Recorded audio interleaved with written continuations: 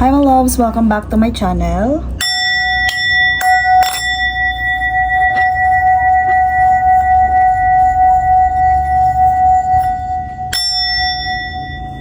In today's energy reading, we will going to channel some random messages for our collectives. And bago tayo mag-start, I would like to invite you to follow our other social media platform like IG account. And if you feel resonated with me, meron po tayong mga crafts na blessed and cleansed po by me. So, ito po yung isa sa ating mga crafts, our red Evil Eye. So, ito po yung latest design natin. Mas pinalakas po yung karga dito because of this charm, the black tourmaline. So, if you feel resonated and interested, meron po tayo niyan sa ating shop. Just click the link in our description box. Okay, let's start. Let's read the energy first.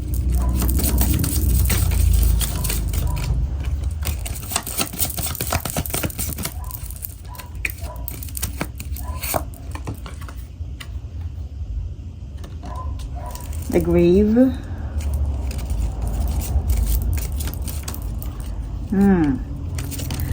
Some of my collectives, I really feel the sadness. Okay?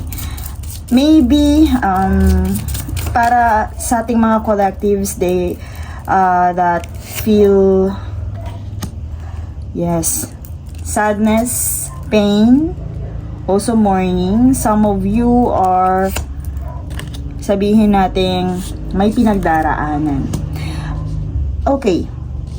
So, for any one of you na hindi malaman kung saan nanggagaling yung sadness na to, ayan, yung mourn na to, may some of you hindi nila alam kung bakit nila nararamdaman to. I really feel that, na parang wala silang energy, na parang may kulang sa kanila. Some of my collectives are feeling heavy right now because of the delays, because of the challenges, yes, and obstacles. But some of you, hindi mo alam kung bakit, saan ang gagaling yung sadness na to. And the spirits wants you to know na good luck and joy, prosperity are coming your way with the Clover card. Okay? So, don't lose hope, my loves. Kasi itong sabihin nating sadness and mourning nararamdaman mo, that is magandang symbolism din tong death card na to. It is the grave card dito sa ating Slavic card. That is, pag sinabi nating death dito sa tarot card or sa oracle card is transformation. Pero lahat ng transformation, may mga bagay na lalo na yung mga mabilisang transformation, nagkakos ng sadness. And also some of you mourning because of, sabihin natin, losses. May mga nawala. But always remember na pag may nawawala, may dumarating, my loves. So, I also feel na my collectives are still keep holding on something. Because tingnan nyo yung grip ng dragon doon sa dead trees. Holding from the past. Not able to let go. And ito yung nagiging obstacles, my loves, sa'yo. Ito yung nagiging obstacles, yung hindi, yung pagkakahawak mo, yung sabi mo, pagtanggi mo sa transformation and pagbabago. So, I also hear na acceptance is the key. Acceptance is the key for this energy. My loves, don't worry. Kung hirap, yes, mahirap talaga. Lalo na pag hindi mo inaasahan yung transformation na hatid ng death card na to. But always remember, pag kumbaga, once na natuto ka mag-let go, merong papalit. And the spirits wants you to know na good luck, joy, kapalit ng mga bagay na yun. Prosperity ang kapalit ng mga bagay na yun because of the Clover card. And also this, spirits, if you are, I also feel na if you are seeing butterflies, bees, and clover, of course, spirits wants to remind you na your blessings, good luck, and joy are coming your way. Ayan, mountain. So, kung makikita natin, it causes more delays. The more na nag-hold on ka for something, it causes more delays and challenges. Napaka-challenging. And sabihin natin na ngayon talaga is sabihin natin season of transformation because of the Pluto transit. Okay? So, because of the Pluto transit, marami talagang pagbabago. Pero minsan parang hindi mo maintindihan saan nanggagaling itong sadness and mourning na to. Maaaring open ka na yes, may pagbabago, pero parang deep inside hindi mo matanggap. Hindi mo matanggap yung mga pangyayari na nangyayari right now. Parang hindi mo pa siya ma-absorb. And it causes you lots of obstacles and delay. And don't worry, I also feel na some of you, kumbaga parang hindi mo na-feel yung connection with your guidance, with your guides. Hindi mo na-feel the connection with your guides. But see, kung titingnan natin dito sa card na to, you are guided. Alam mo, kahit sabihin mong may malaking bundok na nakaharang sa'yo, the spirits want to lift you up para makahakbang sa bundok na yun. Yes, very magical. The card says na, kumbaga, kahit hindi mo pa nakikita itong mga obstacles na, kahit hindi mo nakikita ang solusyon sa mga obstacles na to, kumbaga, nandyan napaka-magical kasi you are surrounded by your angels and guides. Pinapagaan nila ang iyong life. Kung hindi mo yun nakikita at nararamdaman, yes, it causes more delays. I also hear trust. Kumbaga, magpadala ka. Kasi tingnan nyo, kung titingnan nyo yung butterfly, binubuhat itong woman na to ng butterflies. Papaakyat doon sa bundok na yun. Ganon ka kine-carry ng iyong spiritual team and ng iyong guides, ng iyong angels, my loves. What causes this sadness? Let's see the energy for this. That card. Good morning.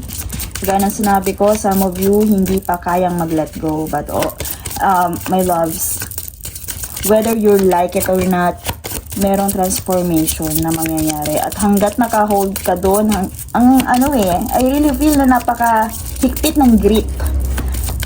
Napagkakahawak mo doon sa past. Kumbaga, nandun ka na sa season ng transformation, pero nakahawak ka pa rin, my loves. And it causes you more delays. Kumbaga, binubuhat ka ng iyong ng spirit guides, pero ang kailangan din nila is yung, kumbaga, trust mo. Diba, halimbawa may nagbubuhat sa'yo.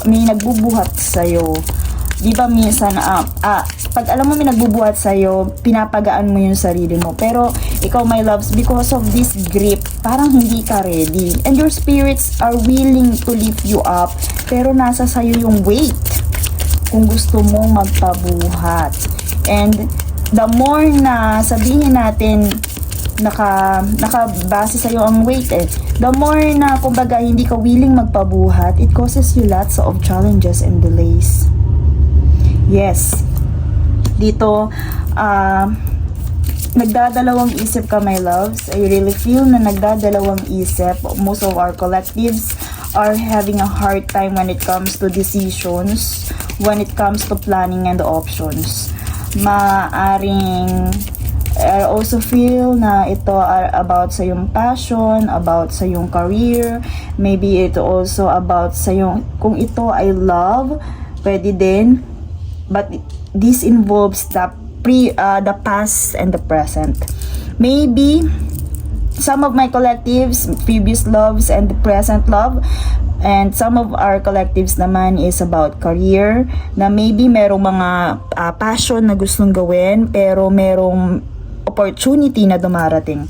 I really feel na there's two paths involved in this sadness. And yes, unexpected, yes. Itong good luck na to, kung makikita natin, magkakaroon, my loves, meron pa parating na unexpected changes dito sa yung prosperity and good luck. Dito sa Clover, sa iyong swerte, sabihin natin, swerteng paparating. And the more, my loves, eto, spirits wants you to listen to them. Kasi you are involved in two paths. And my loves, once, spirits wants you to know na kailangan mo ng malalimang planning about this. Kasi, kumbaga, it's your choice eh. But, one of the choices can give you losses or disaster. Okay? And sabihin na natin, one of your choice can cost your prosperity. Bankruptcy, maybe ganun. Kumbaga, pag nagkamali ka sa pagpili dito sa dalawang paths na to, sa dalawang decision na to, may tendency maapektuhan yung iyong luck, yung iyong fortune. Yung iyong fortune. Kasi, because of this, you are under culmination of decision. Sabi ko nga, two paths. At nahihirapan ka dun. Kumbaga, ayun. Maybe the source of this sadness is torn. You are torn between two paths, decisions. And may tendency nga na maapektuhan if ever na hindi mo kumbaga pumili ka dito. Pero I also feel na it's time to let go. Kung ang choices mo or option mo ay may kinalaman ng past, piliin mo ang present. Because it causes you unexpected financial windfall.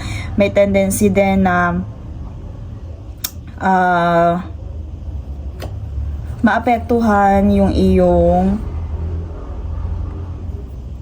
prosperity here. May tendency maapektuhan yung iyong prosperity kung pipili ka ng hindi naaayon. Pero the card says na it's time to let you go. Kaya kung involved sa'yo ang past, spirits helps you to decide.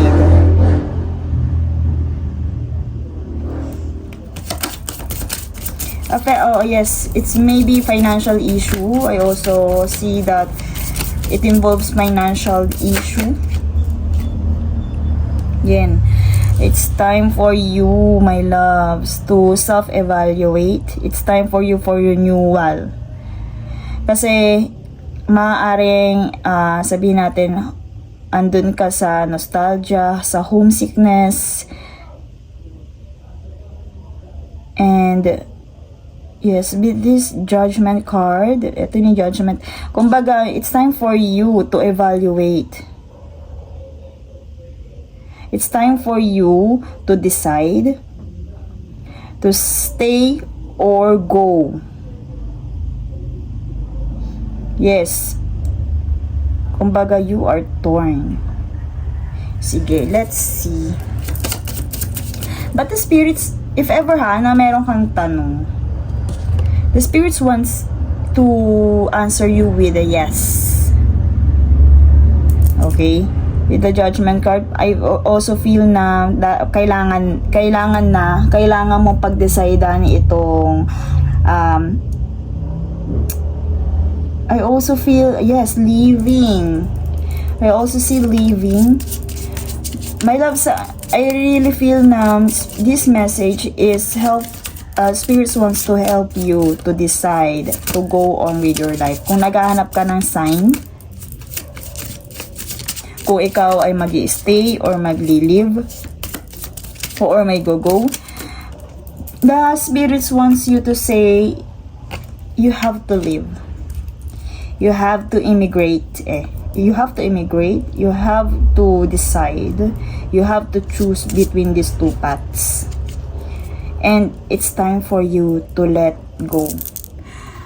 para bitawan mo na to, yung pagkakahawak mo dito sa card na, sa old trees na to, bitawan mo na. I also feel the immigration.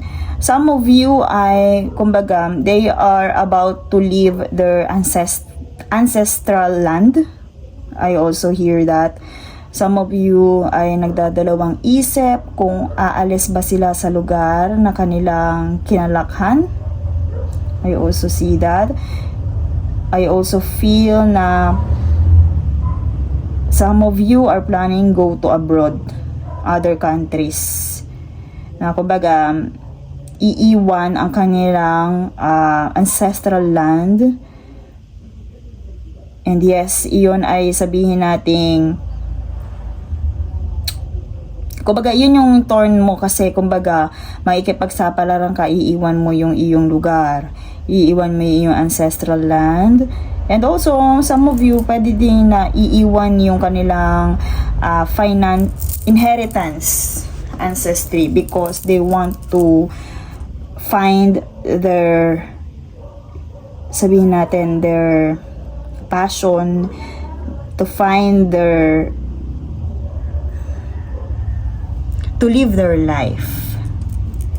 But yes, this is, spirits wants you to decide. Kasi kumbaga, maybe homesickness, ayan, yun yung nakakapagpaano sa'yo. The past, yun nga, you are dealing with the past, kaya hirap na hirap ka mag-decide. Napakahigpit ng hawak mo, kumbaga, hindi, walang, kahit parang walang makapagpabitaw sa'yo sa past, but spirits wants you to decide right now.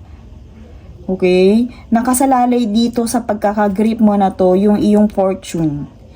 And again, it can cause you lots of unexpected changes, losses, or pwede ding obstacles. Ito yung kumbaga dito ka nahihirapan sa pag-decide, my loves. Let's see the message from spirits.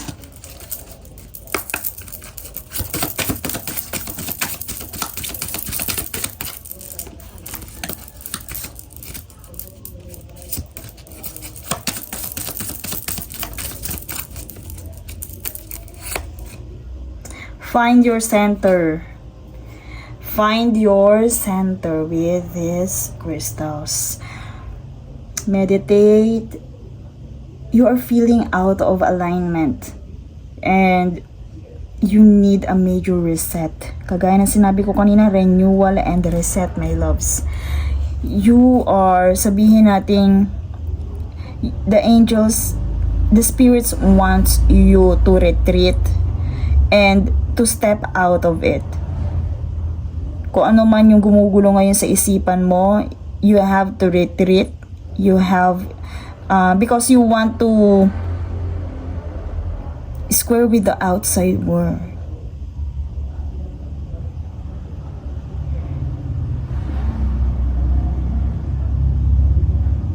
You have to take balance, sustainable balance, my loves. Find your center.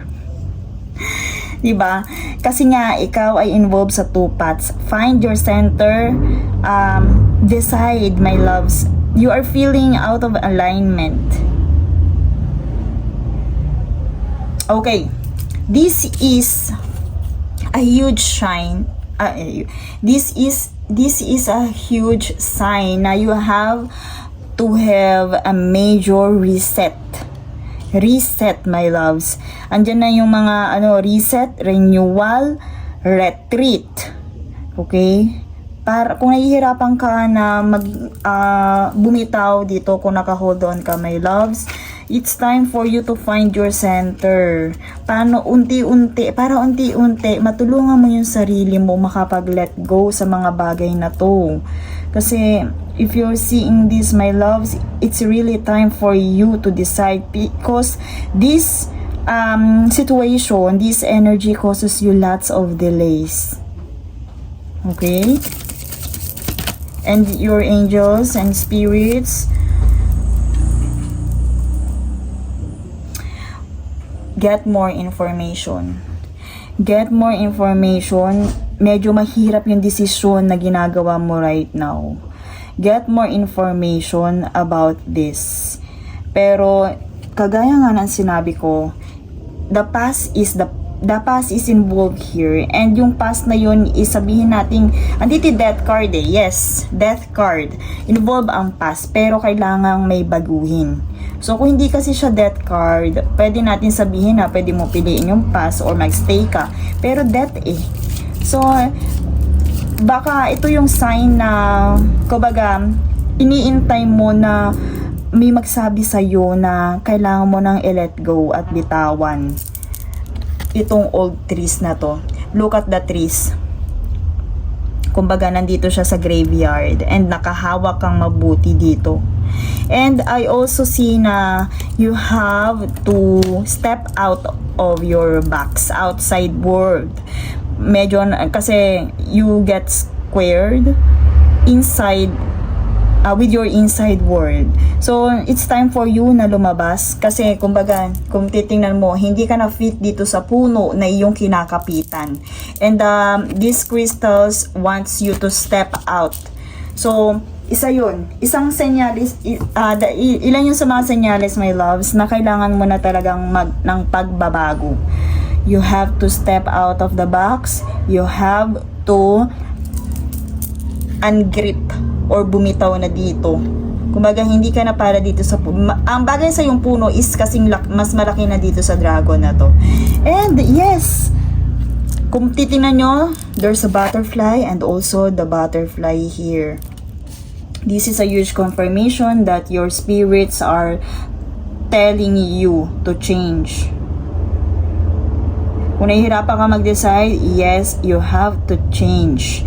And to get more information, makipag-connect ka sa yung spirit guides, kung ano pa yung mga kailangan mong gawin right now para, kumbaga, kung ano pa yung hinihingi mo na sign para ipakita nila sa'yo. Get more information and they will giving you kung ano man yung sign na kailangan nyo, my loves. And that's it for this reading. I am sending you lots of clear vision and light. See you in my next one.